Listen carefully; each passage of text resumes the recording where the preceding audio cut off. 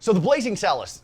Blazing salads. Blazing salads. Blazing salads. You take some iceberg lettuce, a little bit of Everclear 151, Yep. you light it and you toss. Yep, new at Chili's, the blazing salads. The modern road makes a blazing saddles. Back again in an undisclosed location in downtown Austin with our favorite bartender in the entire universe, Trever Fehrenbach. How you doing, Trever? I'm doing well. How are you guys doing? Dude, what adventure do you have for us today? Well, you know, a lot of times we talk about these classic drinks, as you like to say so many times, apocryphal stories. We are actually going to do my personal favorite drink because, well, damn it, I made it. Oh, shoot! A Trever original! This is great. What is the story on this one? So this is the first time we're going to be doing one of my original drinks. Last year, when Gene Wilder died, I decided I was going to make a drink in his honor. And he was always a big influence of mine when I was a kid. I always loved his movies. My favorite movie was always Blazing Saddles. So I thought I wanted to make a unique drink that was much like him and his unique talent. And since it's Blazing Saddles, I wanted to make a spicy drink. All the way in? Oh yeah, you're Loving a what I'm big hearing. spicy fan. Yeah, ready. Right. All right, tell us what is in a blazing saddle. Okay, your best drinks you're gonna find are layered. When they're layered, they have the proper amount of acidity, sweetness to them, maybe a sour or tart note, and there's always, you know, kind of a nose coming from the drink. I wanted to hit on all these layers and include spice. So something really complex. As much as it could be and as effervescent as I can make it. Okay, so what is the closest drink to a Blazing Saddles that I might already be familiar with? Perhaps a last word. I replaced the gin with a reposado tequila. This is amazing to me because none of these I've heard mean anything to me. I don't know what a last word is. Let's go on this adventure. I'm ready. Okay, whenever you're making a cocktail, keep this in mind. You want to add the least expensive ingredients first. What happens if you pour too much and you got to pour it out? You don't want to pour any of that booze down the drain. So we're going to start with our sugar and our juice first. So we're going to do a 1/2 ounce of fresh squeezed lime juice. And then we're going to do a 1/4 ounce or bar spoon of simple syrup. Okay. I typically use a 1/4 ounce just to kind of help with the spice, but it's based on preference. If someone doesn't want a too sweet of a drink, I might cut back and just do a bar spoon. Okay. But a 1/4 ounce is typically around a bar spoon. And then next what we're gonna use, this is green chartreuse. Chartreuse. What is chartreuse? It's been made only by these monks in France. That is one of the only places you can get it. And it's a variety of herbal spices and stuff like that. It's a liqueur, and it's been made since like the early 1700s. Wow. This is like a well-kept secret. This It's is amazing. fascinating, right? What does it taste like? It's kind of hard to describe until you actually try it, but there is a game amongst bartenders called chartreuse face. Okay. And what it is you take a shot of chartreuse and you hold it in your mouth and you see who can hold it in the longest. Ladies and gentlemen, welcome to the first annual edition of Chartreuse Face, starring our guest, Brian Brushwood. I'm gonna need one too. Oh, you're gonna need one too? Oh, great, great. You and I are okay, gonna do okay, this. great. Okay. And you just hold it in your mouth? Yeah, and we're gonna do just a little baby Okay, one. so you don't swallow, you just hold it in your mouth. Yeah, I don't know, flowers. In my mind, it'll be like the violet liqueur. The main ingredient in it is genepy, which is an alpine herb. You're gonna get a lot of different notes off of this. Okay, and just hold it in your mouth? Yeah, we're just gonna Okay, see. and try to keep your face Yeah, cool. all right.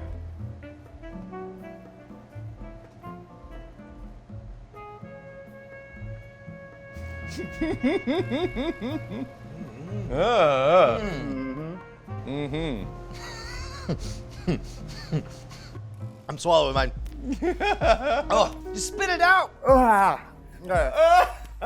Was it too much? No, here's the thing. It's got that strong anise flavoring. Oh God, no. Which I I dig. can't handle that. I cannot It's like handle that. flowers and anise. I dig it. I could drink this straight from the bottle. Oh. Yeah, sorry. Wow. You picked the wrong competitor. I flipped the bar over. Oh, Nicely done.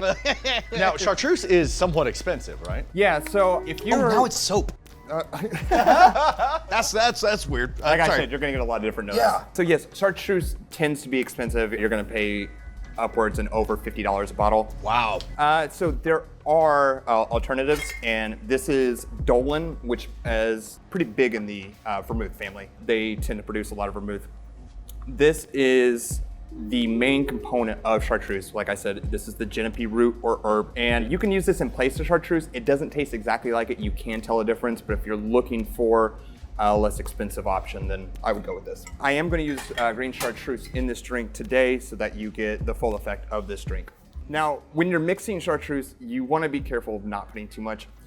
You can put anywhere from 1/4 ounce to 1/2 ounce in this drink. I'm going to do 1/4 ounce, and it typically comes out a little bit more balanced when I do that way.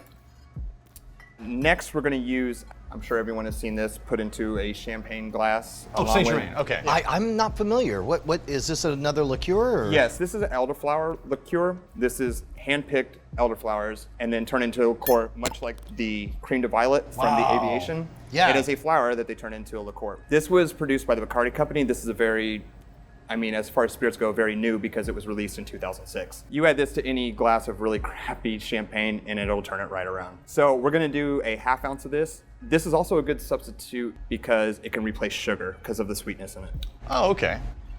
So 1/2 ounce. And then the main component is a reposado tequila. Today we're using espolòn. We actually used that In the or 5-bottle at least, bar. Yes, and we also used it in the spicy margarita. We're in Texas. This is one of the biggest brands in Texas. It's pretty much asked for by name. When they ask for tequila, they say espolòn, and if you don't have it, then they move on. That's one of the things we should point out. All of the recipes we do are sensible for here in Texas. When we did our 5-bottle bar, somebody complained from Germany, like, Tito's is stupid expensive. Do I have to get Tito's? Really? And it's like, man, it is affordable and made right in our backyard. It is delicious. Yeah. We do kind of reap the benefits on that because there are several spirits in Texas that are cheaper here than it is anywhere else. Yeah. I also chose espolòn because as it grows, they seem to be content with their price right now. So once you do start seeing it in more states, it's going to be about the same price as it is now. This is going to be 1.5 ounces. So there's 1 ounce and 1/2. Now, here comes the fire. This is a habanero tincture that we make in-house. How does one make a tincture? To make this habanero tincture, we take a bottle of Tito's Uh-huh. and 1 pound of fresh habaneros chopped, let them sit in a Cambro for about 3 days, and then we just filter and strain it. Oh, I thought for sure you were going to say we know an alchemist. We go to the apothecary, they put on those big masks. Anytime you have a tincture, it's simply going to be a root or an herb or a vegetable like a cucumber or a fruit, and you just let it macerate inside of an alcohol for a couple of days. It soaks up the flavor. You got a tincture. You put it in a little Angostura bottle that you've cleaned out. With habanero, I like it because serranos and jalapenos, which are used a lot, they stick to the palate too much. I do 2 dashes. Now with the habanero tincture, I will say, depending on how fresh the habaneros are, is how spicy the tincture is gonna be. Lately, it's been a little spicy, so Great, be good, prepared. good. So just 2 healthy dashes, 1, 2. And the habanero, that'll be a more subtle upfront, but then it'll still have that warmth like you get. Correct. I like to serve this drink up. I think it's a drink that you're going to sip on. There's a lot of great flavors. What's this glass called again? Coupe, and it was designed after A booby. The rumor is Marie Antoinette's breast. Yeah. I don't think that's true. Okay, so we're gonna add ice to the tin, and just like the rest of our drinks, we're just gonna do a healthy shake. Let's get it going. And what you're listening for is for the ice to break up and you get a nice solid movement back and forth. And so we do want it to kind of get a little diluted with the broken ice. Yeah, a lot of these drinks that I make have some overproof liquors or some strong liquors, so you want a little water in there to dilute it. Okay, because you had always told us don't shake unless there's citrus or egg, right? Yeah, because you want to add the protein. You want to mix all the proteins together with the spirit. Now, I can't stress this enough. I love to double strain my drinks because it takes away the ice chips. Therefore, the texture is going to be the same throughout. Oh, okay. So we're going to pour that in here. And you're going to see from that chartreuse, you're going to get a very bright green drink. Wow. That thing really pops. One of the hottest flames is actually green. So, Oh, that's true. May I?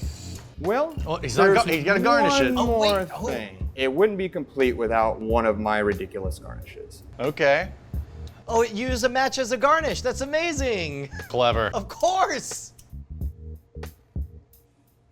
A blazing saddle. Now Brian's going to take it and eat the fire. I considered that. I'm the not gonna history lie. of fire eating. Oh, man.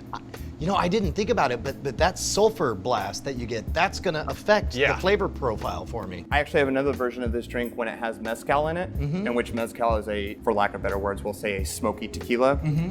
It really matches with the drink once you light that match. So there's no nose on it, really. I think but- you're going to like it. Ooh, that warmth. Okay, normally there's a linear journey.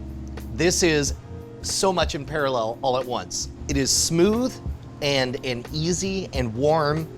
That first sip is like a cool iced tea on a hot day. Does that make sense? Yeah. Where it's like what really hits you is the refreshing feel, and then you get the warmth afterwards. It's wild. I don't know that I have the words to explain the flavor profile of this. I It's only have really the images, complex. right? Yeah.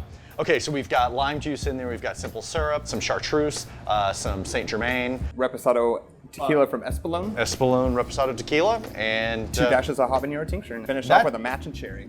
that's the key, the habanero tincture. The Blazing Saddles, Trever original. Yes, absolutely. I think this might be my new favorite. Yeah? It's great. I like this as much as I like the spicy margarita, and that's what I always get when I come back. Yeah, I This thought is- you'd get a kick out of that. Yeah, Thank you. Are you getting the floral notes in there? yeah. Now you gotta punch a horse. Let me dive back in. That's the There you real go. garnish. We have a horse back here that you pull out and you punch it in the face. Man, I wish I had the words for the flavors. I don't have the word for the flavors. It's really good. What do you like to do? Play chess.